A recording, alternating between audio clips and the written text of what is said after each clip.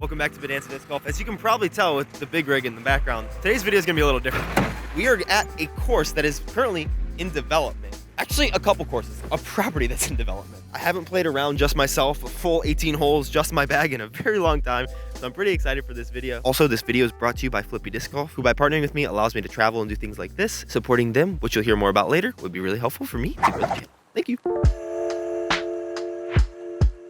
Hey, so we're with Steve. Is this Steve Boylan? Is that your last name? Yeah. Okay, that makes sense because it's called Boylan Acres here. Do you want to tell us a little bit about the property? My wife and I, we bought the property back in 2019. It was a 68-acre thorn bush. First course went in 2020, second course 2021. This winter, we're going to be putting in a beginner course, every hole between 70 and 150 feet. Back behind you over here, we're putting in our pro shop. We are allowed to do camping here now. That's good for me. I freaking live there, so it's perfect. Another thing we're building right here is a 40 by 80 pavilion. So when we do host events, it's going to be pretty special. I know a lot of private courses are kind of going up. Like you have the Preserve, and then you have like the Eagles Crossing. Like, where do you kind of see this property lining up with something like those? It's its own animal. Our courses are so diverse. We got the extreme course. What's special about it is it's between 40 and 50 flights of elevation in just one round. Arduous is it's hard. It's longer, and it does have some tight lines through the woods, but it does have some really phenomenal holes that you can really bomb on. 4 holes altogether under 200 feet for the 2 courses, but other than that, you're going to be challenged on a lot of par 4s and par 5s. I do want to play both courses today. Which one do you think I should play first? I would suggest doing extreme first. It'll get to your legs. So what would you say on extreme is like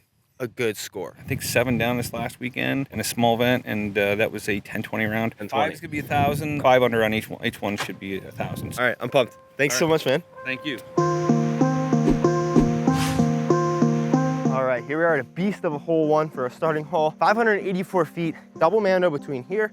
There is a pond to the right side, and the basket is kind of tucked back into the woods on like a little peninsula or a little ridge that you don't want to be either side of. Kind of just want to juice one out there to get started. There's a little headwind, so I think we're gonna go Grace and just put it out there in the middle, and the wind should stop it from letting it go into the parking lot, which is also OB.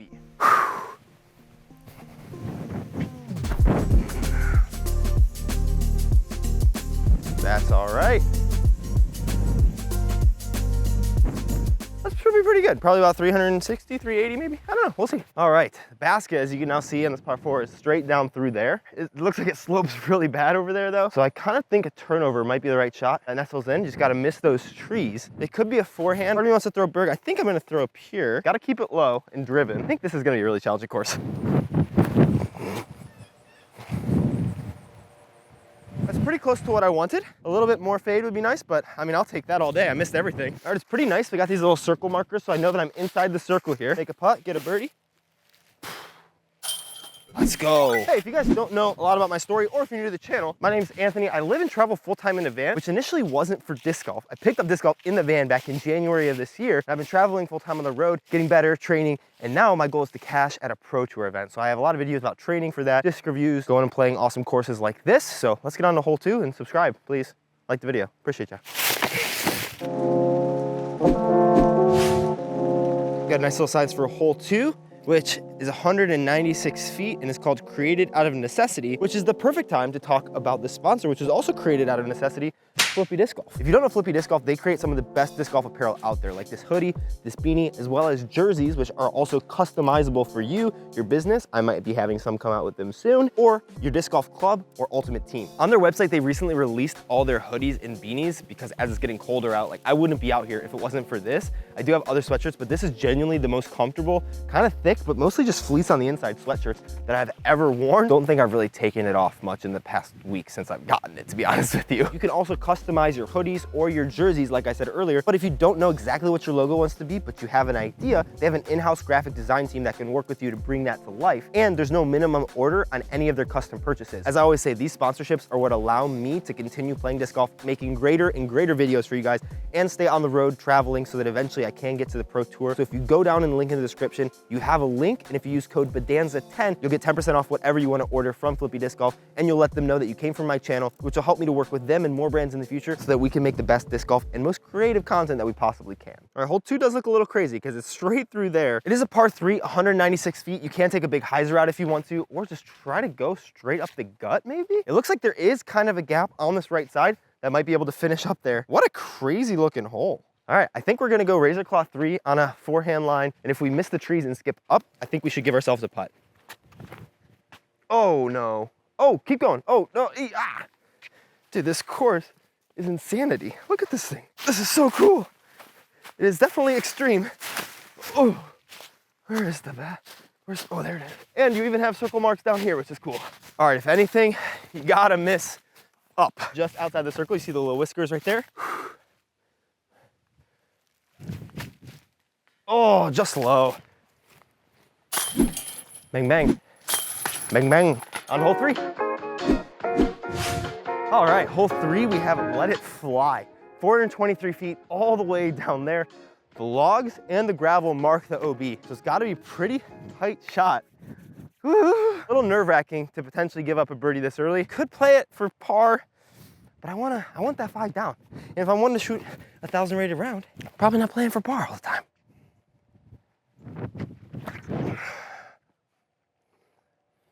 Get stabler. Yes, yes, yes, yes, yes, yes, yes, yes, yes. Get over it. Let's go. It's gonna be a little short. That was sick. That was so cool. All right, we put it inside the circle. Come on.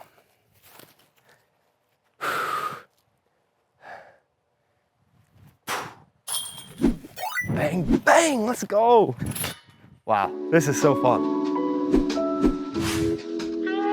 All right, here we are at hole number 4, 260 feet. I know the exposure is a lot, but that's because it's in the woods, up that gap, 260, wind pushing us a little bit this way. It's called pick your poison. So there must be a second line. Maybe there's like a big hyzer line. I'm just gonna try to go up the middle. What's up, dude? We got another buddy. At 260, it definitely could be a putter. I think I'm gonna throw my EMAC Truth. Could also be a mind bender because I have that in the bag right now for this type of shot, but I haven't thrown it as much and I'm really trying to score well here. No, I actually really like the mind bender on the shot. We're gonna do that. A little bit right.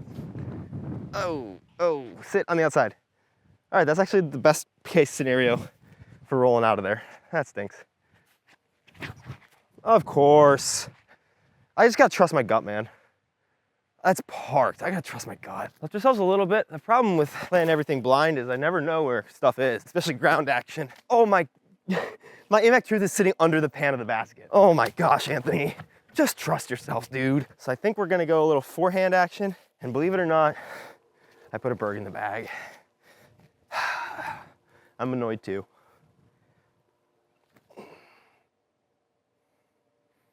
Oh, it's a good enough disc.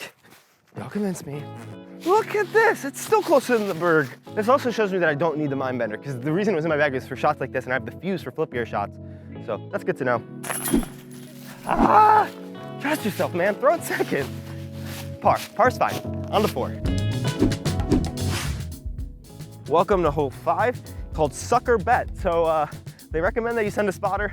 Don't quite have one of those, so hopefully we can park it. I gotta eat some food so I can get through this course. Oh, a cool hole.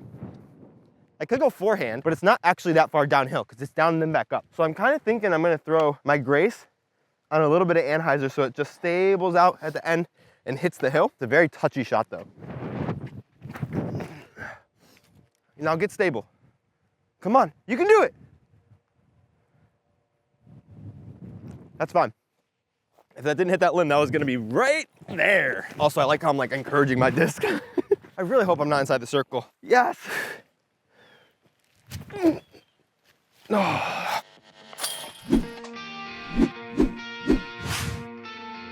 All right, here we're at hole 6, which is called Just Throw 311, but it's 369 feet. Where is it? Oh my gosh. It's actually kind of perfect because it's down and to the left. I thought a kid just yelled at me and it was a literal kid, like goat kid. If you skip right here around this pole or start to hyzer right here, you should be good. I think to make that happen, I'm gonna throw a little bit flippier of a disc, which is a beat-in Explorer. Don't ask what happened to my recycled Explorer. That way it flips up a little and then finishes and I don't have to throw it super, super hard.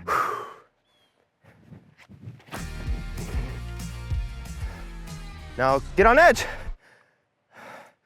Hey, that's bad. This is my first like really bad shot of the day, I feel, because instead of throwing it 311, I think I threw it like 250. All right, the basket's right down there, so around this, let it hit. Hope it doesn't skip. I didn't even get far enough to be able to see it. That's pretty solid. I threw that so light. I could have thrown it a little harder. I think I've got like a 15, 20 foot putt.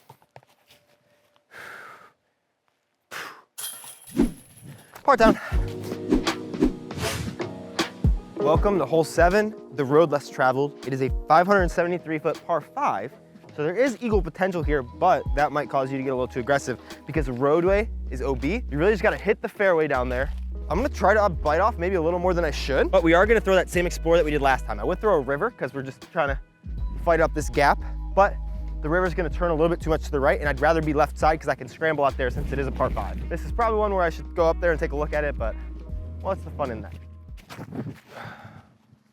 Oh my goodness gracious, Anthony. Oh my gosh, I piped that. Let's go.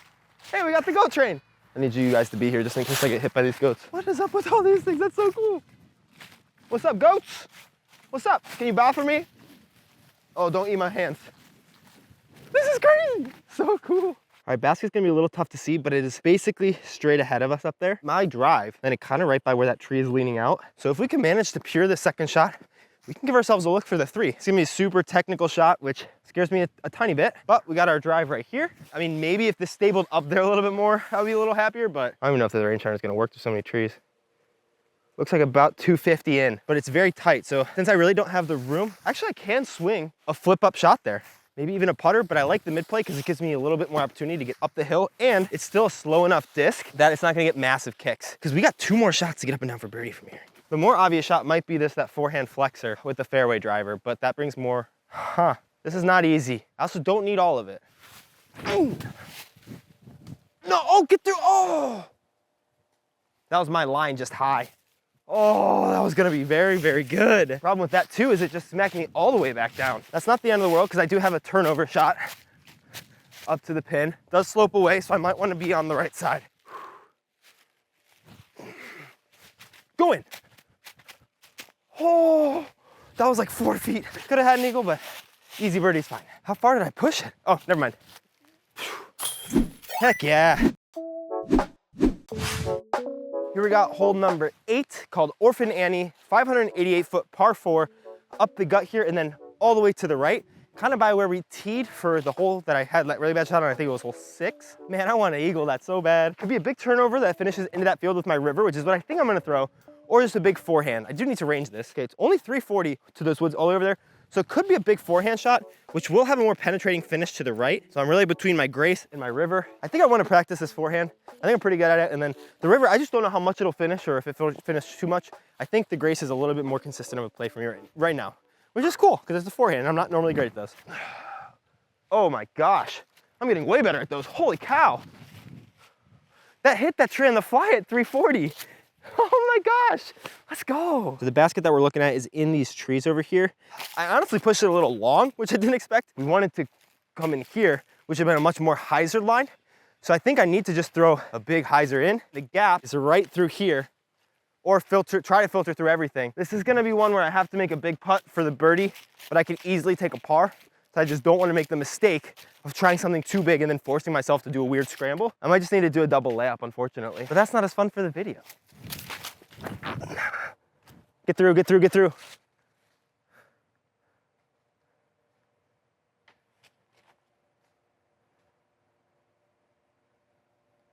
I heard stuff all the way over there. That can't be it. This is gonna be interesting.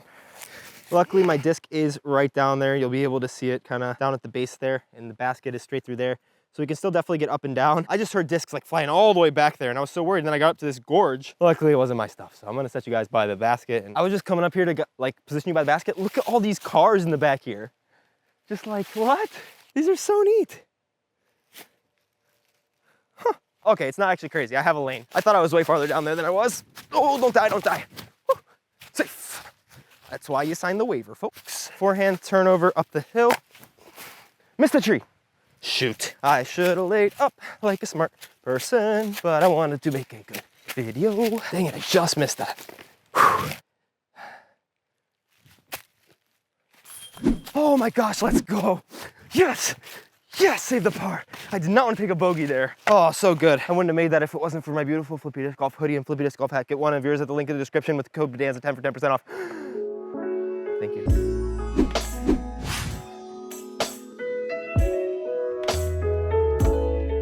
We're at hole 9, the end of the front 9. It's called Finger Pop. It's 300 feet down this hill and then to the right, but there is a river, kind of creek thing, that plays all along it. And if your disc is surrounded by water, you are OB. I'm gonna go Razor Claw, I think. I don't know if I can get this that far, but it is very, very downhill. Just don't put it in the water. Oh my gosh, yes. Get over everything. That might be really, really, really, really, really good. All right, I don't think I would say really, really, really, really, really good, especially because there's kind of a death putt here, but where are the whiskers? Oh, I'm inside the circle.